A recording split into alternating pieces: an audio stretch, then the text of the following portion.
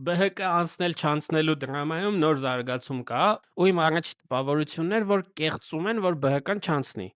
Вот это поворот! Ու ահագին ջղայնացած էի։ Հետո Ոնց որ այդքան էլ տենց չի, ամսի 14-ին պակս կլինի։ Նախ ինչ եղավ։ Կենտրոնական ընտրական հանձնաժողովը հրապարակեց որոշում, ըստ որի չեղյալ է համարում ընտրությունների արդյունքները երկու տեղամասերում։ Երկու տեղամասում էլ ընտրությունների օրը կային տեսանյութեր, որ քվեարկում են ժամը 8-ից հետո։ Հետո Ինչը օրենքի խախտում է, եթե այդ ժամին չեն եղել արդեն ու երկու դեպքում էլ քվեարկողները զինվորականներ էին, ովքեր ուշ էին հասել։ Ուրիշ տեղամասերում էլ նման խնդիր կար։ Ինչու այդ որոշումը ինձ ջղայնացրեց։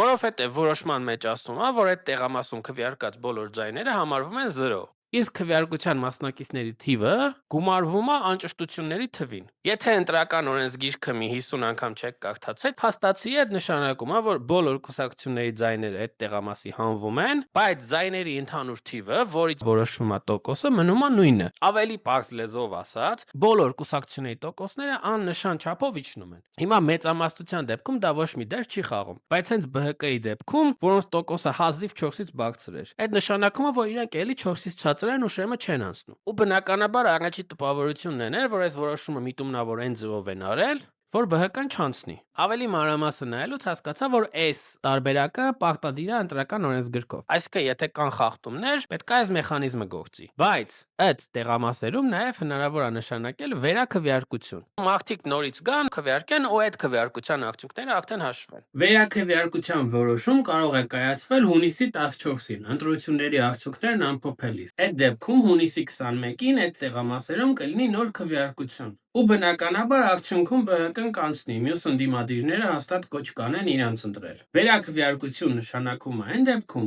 երբ այդ խախտումները կարող են ազդել ընտրությունների արդյունքի վրա։ Այս դեպքում բնականաբար ազդում են, քանի որ ԲՀԿ անցնելը կախված է մի քանի տասնյակ ձայնից։ Եթե ԲՀԿ-ն անցնի, ստանալու է 5 մանդատ։ Իսկ եթե չէ, դրանցից 3-ը գնալու է քաղաքացիական պայմանագրի, որը այդ դեպքում կունենա 3/5 մեծամասնություն։ Իսկ ԲՀԿ անցնելու դեպքում չի ունենա։ 3/5-ը պետք է մի շարք օրենքներ, օրինակ նույն ընտրական օրենսգիրքը փոխելու համար կամ որոշ նշանակումների համար։ Այդ պատճառով տարածված է վարկածը, որ ԲՀԿ-ին հատուկ չեն թողնում անցնի, որ ունենան այդ 3/5-ը։ Եթե դա ճիշտ լինի, ԿԸՀ-ն կարող է որոշել վերաքվեարկություն չնշանակել ու ամփոփել ընտրության արդյունքները։ Այդ դեպքում ԲՀԿ-ն չի անցնի, բայց դա կլինի ակնհայտ սխալ որոշում ու կբողոքարկվի սահմանադրական դատարանում։ Իմ կարծիքով կլինի վերաքվեարկություն ու ԲՀԿ-ն կանցնի, բայց դե ոնց ասում էի, ես պայծառատես չեմ։ Հետևեք ինձ, եթե կարևոր զարգացում լինի, նոր վիդեո կնկարեմ։